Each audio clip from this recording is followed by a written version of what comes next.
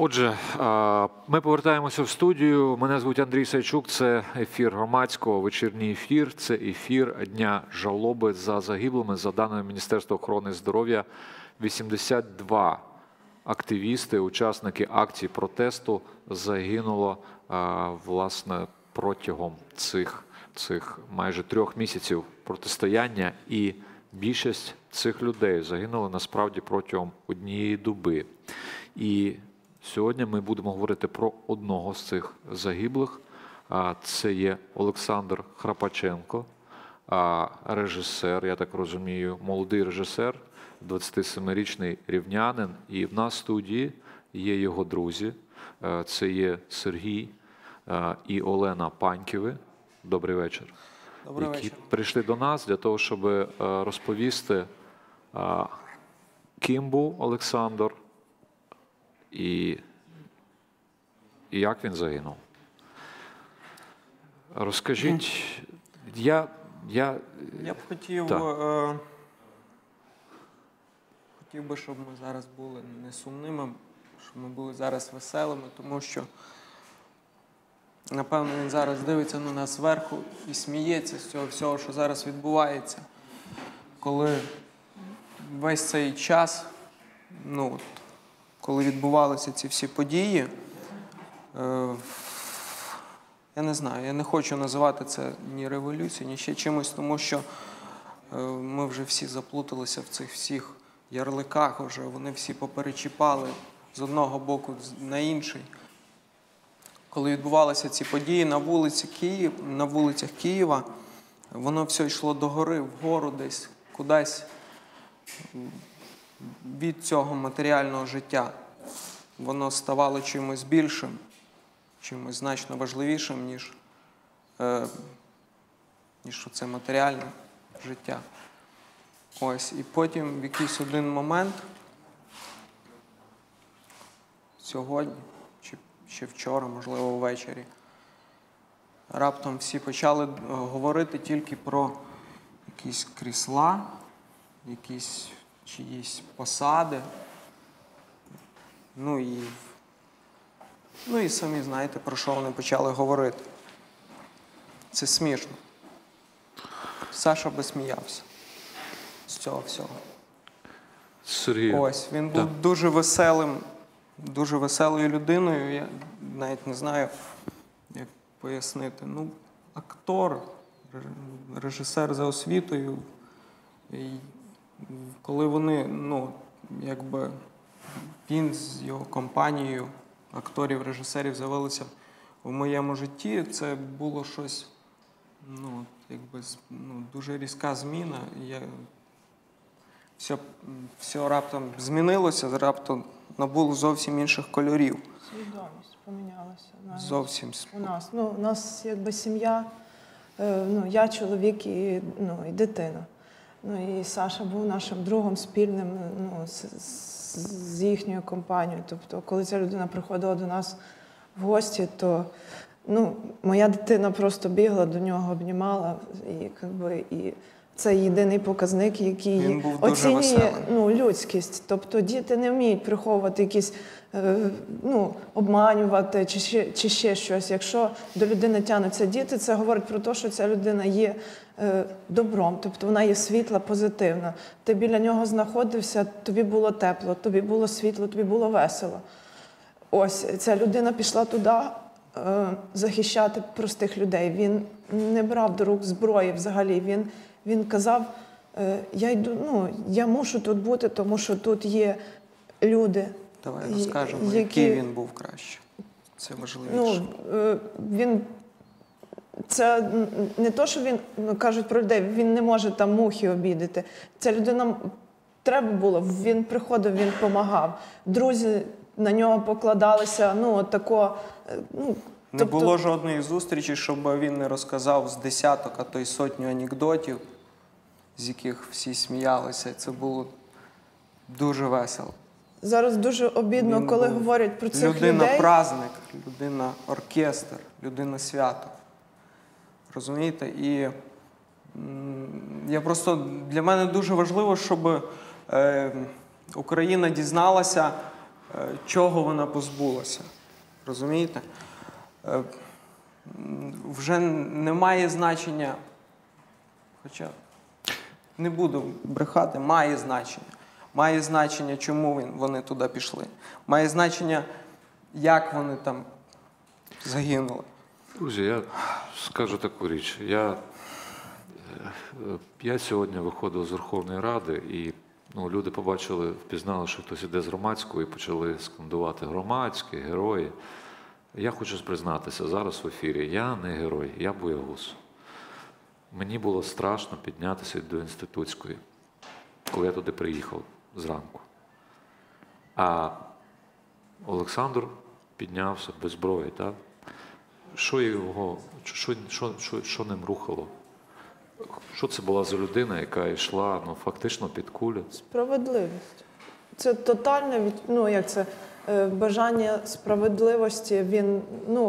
Тобто, коли ми зустрілися на Майдані, останній раз, коли я його бачила, то він сказав, що чоловік мій хотів теж йти туди, і він каже, ти не можеш йти туди, в тебе дитина.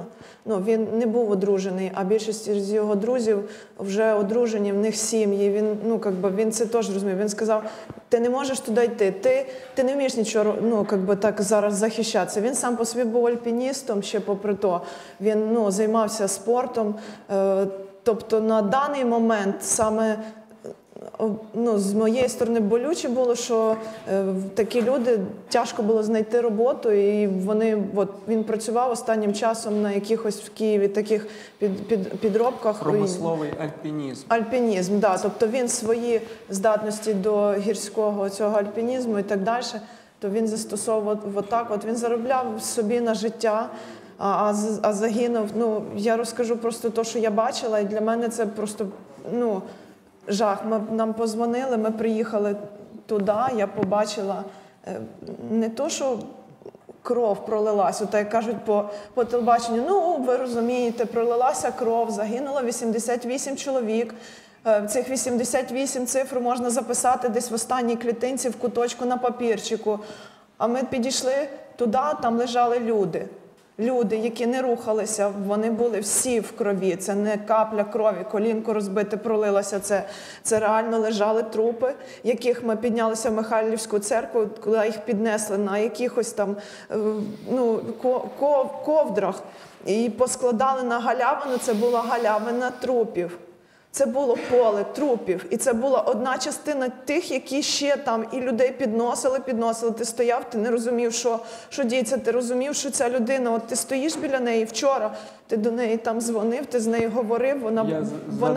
За день до...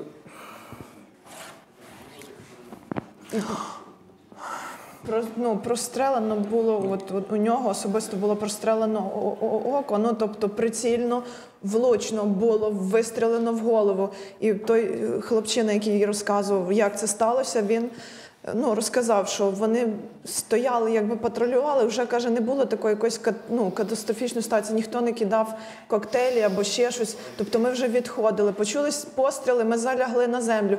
У них були тільки щити, бронежилети, і то, як кажуть ті самі, що на Майдані бронежилет закриває буквально отак, а все решта, тобто воно відкрите, і він від пострілів, каже, ми лягли, ми лежали, не рухаючись. І тут з-за бочки полетів коктейль, хтось там, і Саша припідняв буквально голову, секунду, каже, він лежав отак і тільки розвернувся, і зразу ж влучив постріл і насмерть, каже, людина отак тільки що була жива, і зразу ж, і ти розумієш, наскільки та людина, яка сиділа і стріляла там, вона лишилася, вона жива, вона живе, вона буде жити з нами, вона буде жити серед нас. І я думаю, що він не один такий. І його зараз оправдовують їхні дії, говорячи те, що вони віддавали накази. Ніхто, жодній людині не може наказати вбити без суда і без слідства. Він через зрачок тої гвинтівки не міг визначити, яка це людина, вбивця, екстреміст. Зараз, він не мав права через зрачок вирішувати долю людини. Це є жахливо просто-напросто.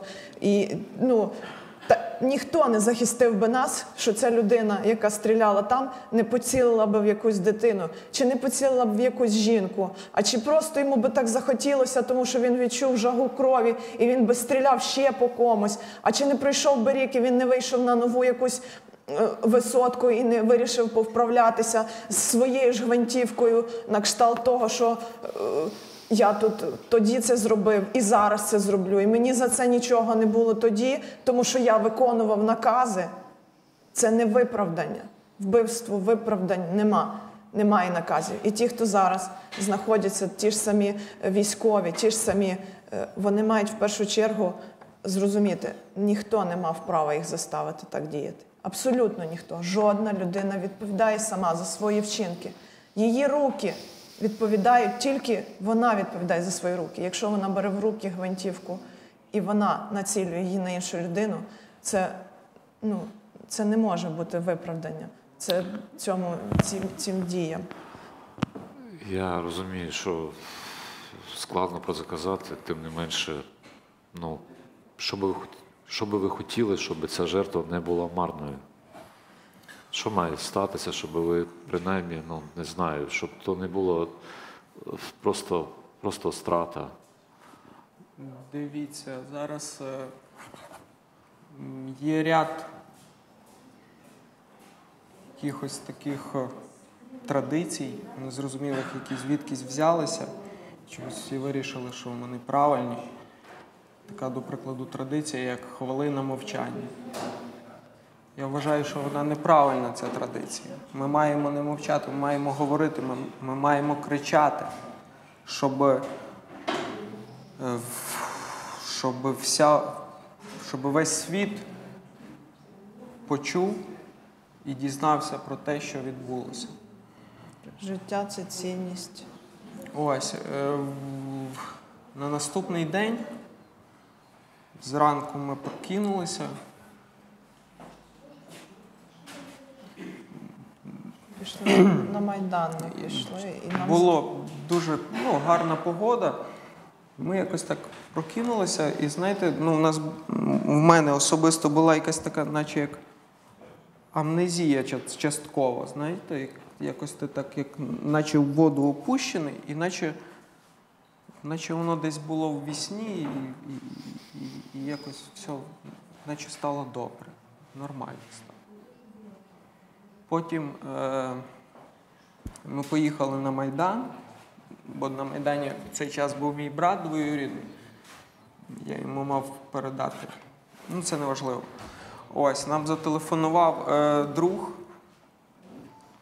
з Сашеньки. Вони поїхали якраз на похорон в Рівне. Відвозити його. Ось, і сказав, що з Інтеру зателефонували йому і сказали, щоб, можливо, хтось прийшов на Інтер, там розповів. Яка це була людина. Тобто розповісти про це. Нас це, звичайно, одразу насторожило. Ми всі знаємо. Ми всі бачили, що показував Інтер 3 місяці. Давайте не будемо, відверто вам скажу. Я вважаю, що це відбулося через брехню, через людську якусь байдужість. Ось. І дуже важливо, щоб зараз всі дізналися правду. І я вважаю, що абсолютно кожна людина має щось в душі, що дозволяє їй визначити, правду їй говорять чи брехню. І дуже важливо, щоб ми поширювали цю правду настільки широко, щоб жодна людина з будь-яким затьмареним розумом не змогла не зрозуміти того, що відбулося, і не змогла сказати, що це брехня. Ось, і ми прийшли на цей Інтер, фактично там це відбувалося. Було прямий ефір ток-шоу. І відповідно, там були запрошені якісь гості. Ось, і ми, як ті, кого загинула друг, І чомусь вони нас поставили в кінець ефіру.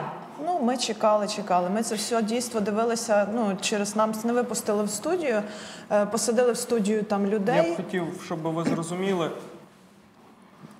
ти сидиш, от ти сьогодні зранку прокинувся, і начебто все вже добре, якось ти так оглядаєшся, немає трупів, ніхто не стріляє, і слава Богу, знаєте, так зразу якась просто радість від того, що ніхто не помирає. І ми прийшли на цей інтер, і ми розуміємо, що нам треба згадати це все. І ти сидиш, і ти це прокручуєш тут в голові щоразу. І тут вони виходять і кажуть, що вже не треба. У нас Вже не це вистачає все ефіру. Не вистачає ефіру. Що вас навіть не пустили в ефір? Нас не пустили, потім Я думаю, що якщо у вас, напевно, буде можливість в контактах знайти, там є виступ журналістки Паньків. Вона якраз була перед нами. Так. Звичайно, я дивився це відео. Так. Напевно, вони через те, що вона моя прізвище однофамільне. Ми з нею не знайомі. Напевно, вони злякалися цього.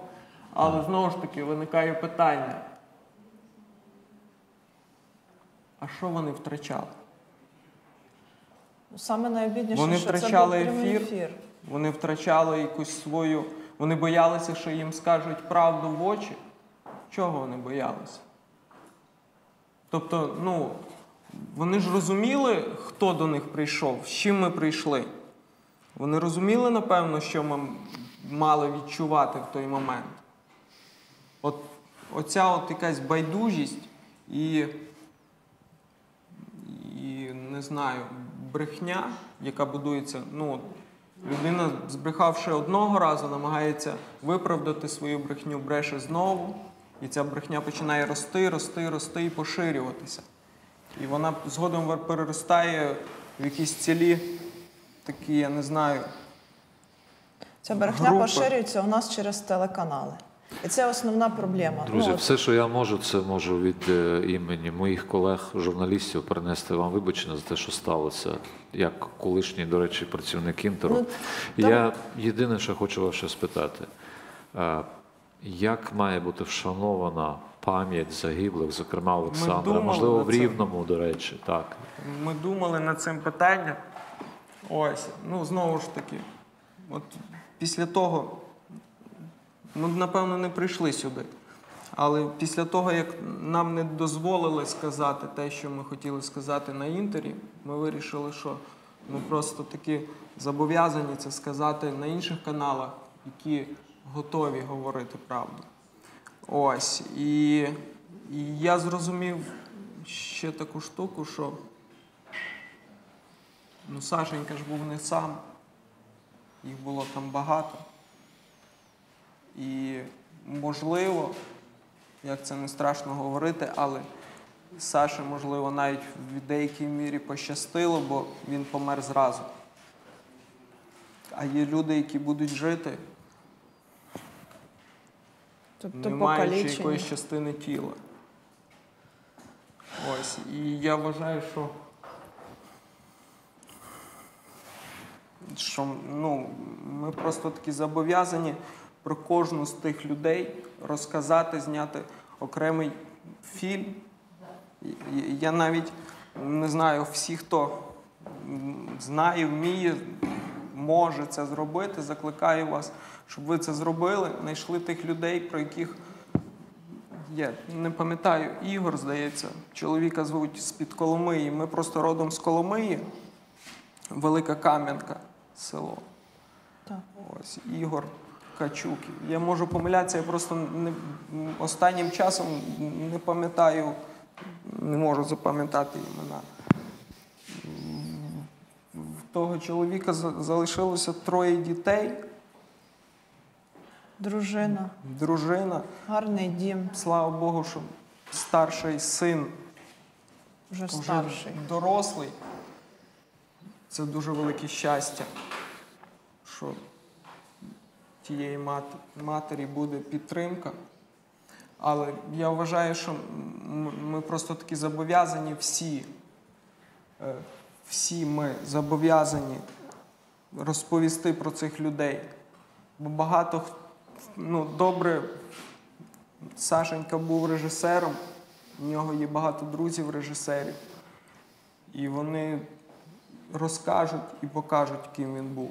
Але є люди, які от приїхали з Великої Кам'янки, він, скоріш за все, навіть в Києві, там, якщо і був, то десь мельком, проїздом. Розумієте? Щоб ніхто з цих Він людей не навіть залишився непомічений і забутий. Так. Щоб Це не дуже думали важливо, про них, що це екстремісти. І щоб це не було якась така розповідь про, знаєте, як герой пішов, зробив, гей. Ні. Я просто хочу, щоб всі дізналися, які ці люди були в побуті, і які вони були в звичайному житті. І дуже важливо, щоб ця інформація, я вважаю, що ми повинні зробити все, щоб були створені ці фільми про кожного з цих людей окремо, щоб ці фільми по кожному каналу, отак кожного дня, про кожну окрему людину розповідали. Я думаю, тільки тоді, коли люди це все побачать і зрозуміють, абсолютно всі люди. Мені здається, що те, що відбулося в Україні, воно вже не стосується України. Воно вже поширилося по цілому світу. І напевно, весь світ повинен дізнатися, хто були ці люди, чому вони загинули, за що вони загинули. Ось, і можливо тоді, коли ця інформація дійде до кожного, можливо тоді така ситуація більше ніколи не повториться. Я далекий від думки, що якесь рішення, якийсь політик може змінити і якось запобігти тому, щоб траплялися такі речі на майбутнє, якщо не в нашій країні, то в інших країнах. Єдине, хто може це змінити, це ми. Тобто кожна людина окремо, особисто, абсолютно кожна. Якщо хтось думає, що він десь якимось чином до цього не причепний, він дуже сильно помиляється. Абсолютно кожен, я особисто знаю людей, які навіть є родичами моїми, які ходили і агітували по селі за цю владу. Цього, самі знаєте кого. Ось. І я вважаю, що кожен, хто проголосував, кожен, хто не проголосував, кожен, хто агітував, кожен, хто бачив, чув і не розповів, кожен несе відповідальність за те, що відбулося. Знаєте, навіть я відчуваю відповідальність, тому що я розумію, що і кожен з нас міг бути на місці Олександра, кожного з тих, хто загинув. Саме так. За день до цього я був це було якраз тоді, коли ці всі військові, вони почали гнати людей по Інститутській, по Грушевського, до Майдану зганяти. В цей день я якраз вийшов, тобто я не виходив щодня на Майдан. Ось, це теж, напевно, в цьому є якась і моя провина, що в мене чомусь знаходилися якісь начебто важливіші справи, які насправді нічого не варті. Ось. І в цей день я вийшов на Майдан. Ось. І цілу ніч був на Майдані, але ще перед тим Беркут погнав людей на Майдан. І він залишився отут, на цьому пагорбі, де Інститутська піднімається під міст. Ось, і я стояв, от він стояв, Беркут стояв на пагорбі отут, а я стояв отут на тротуарі і дивився туди от в обличчя їм. І знаєте, от я не бачив там людей. Я намагався побачити там живу людину, яка, ну от, намагався уявити, як він там, в нього є мама, тато, напевно, є. Ось, і намагався уявити, як він там стоїть, що він думає. І я не зміг уявити такої людини. Я просто, вони, от, це, напевно, теж якась така проблема пережитків минулого, що їх всіх одягнули в оці чорні костюми, оце от повдягали на них, оце все. І вони вже не виглядали людьми. Ти вже дивишся на них, а це просто якийсь ворог, це не людина. Ти намагаєшся побачити в ньому людину, але ти її там не бачиш. Я намагався, ну, знаєте, от ти дивишся, дуже часто знайомих впізнаєш там по манері, по поставі. Я намагався, ну, от, побачити якісь людські в них оці риси. Ну, звичайно, я не бачив там очей здалеку, але я намагався щось у них побачити. Я намагався, можливо, що вони мене побачать. Якось в мене була якась така, знаєте, віра в то, наївна віра, що якщо я подивлюсь на них, вони подивляться на мене, ми зрозуміємо, що це все не варте того, заради чого воно відбувається. І, можливо, того штурму не буде. Саме в цей момент я, ну... Але не ці люди вирішували, буде штурм чи ні. Їм віддавали тільки накази. Я розумію, що... Ну, як вам сказати? Зараз вони можуть цим виправдовуватись, звичайно. Але, ну, я знаю, я вчу свою дитину, що мене так вчили. Я відповідаю за свої вчинки сама. Якщо тобі тут, ти розумієш, що тут тобі прийдеться робити щось таке, яке не співпадає з життєвими цінностями, ти можеш розвернутися і піти. Тобто світ взагалі, ну, земна куля настільки великий, що ти можеш себе знайти в різних сферах. Тобто ти можеш стати землеробом, ти можеш стати письменником, ти можеш почати малювати. Цьому всьому можна навчитися. Світ не обмежується тим, що тобі віддали наказ, і на цьому все, залишаєшся от ти і наказ. Отут є, бачите, ще один така штука. Я довго над цим думав. В нас є страх всіх. У всіх, я не знаю, чи це стосується тільки українців, чи, можливо, це стосується взагалі всіх людей.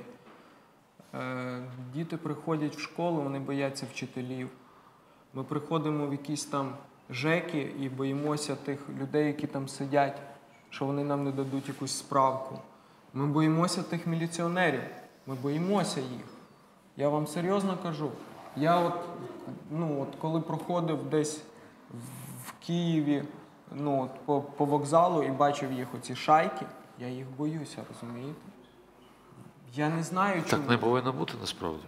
Так не повинно бути. Ми не хочемо цього, щоб в новій Україні, і ми хочемо, щоб нова Україна була, правда? За це ж люди віддали життя. Я вам скажу, мені так здається, що тут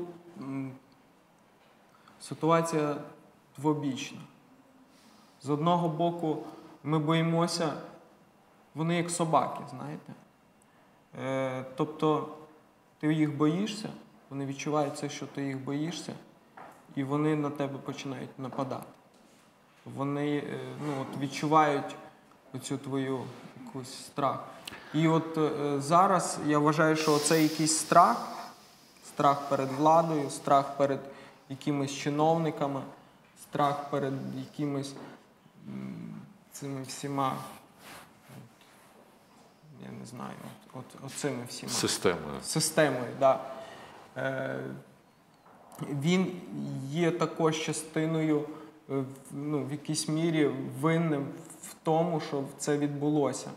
І зараз ми повинні цей страх в собі перебороти. Ми повинні зрозуміти, що абсолютно, знову ж таки, Один момент був такий, от під час цього штурму, коли він все-таки почався, почали летіти з глобуса коктейлі Молотова, почали горіти палатки отут, тут біля самого глобуса. Ось, і вибачте, плутаються думки. Перед штурмом я зателефонував до Сашеньки, це дуже важливий момент. Я зателефонував йому, і сказав, що запитався, де він. Сказав, що давай, може, якось зустрінемося, поговоримо. На що Саша мені сказав, тобто я з його тону зрозумів, що йому зараз не до мене, тобто, що вони зайняті. І було насправді дуже моторошно відчуття, тому що саме перекрили метро. Дружина телефонує і каже, що їх на Олімпійській вигнали з метро, а ми живемо на Оболоні. Нічого ніде не їде, дружина десь з дочкою на Олімпійській не може добратися додому. Я тут на Майдані бачу, і от ти стоїш на Майдані і бачиш, що цих всіх, це навіть не юнаки, це більше діти. Я вважаю себе не старим, а там реально люди по 18 років, а то й молодші. І ти розумієш, що отам стоїть ота зграя в тих чорних костюмах, а тут оці люди, і немає якоїсь, немає кому це все зупинити, якось запобігти цьому всьому. Тим не менше, розумієш, що може відбутися. Тим не менше, насправді, такі хлопці, як Олександр, вони і зупинили це все. Давайте нагадаємо ще раз, у нас є відео, якою людиною був Олександр. У нас є відео його власне, оскільки він займався альпінізмом. Так? Я дуже дякую Сергію, Олені за те, що ви прийшли в нашу студію, розповіли. Я розумію, що це важко.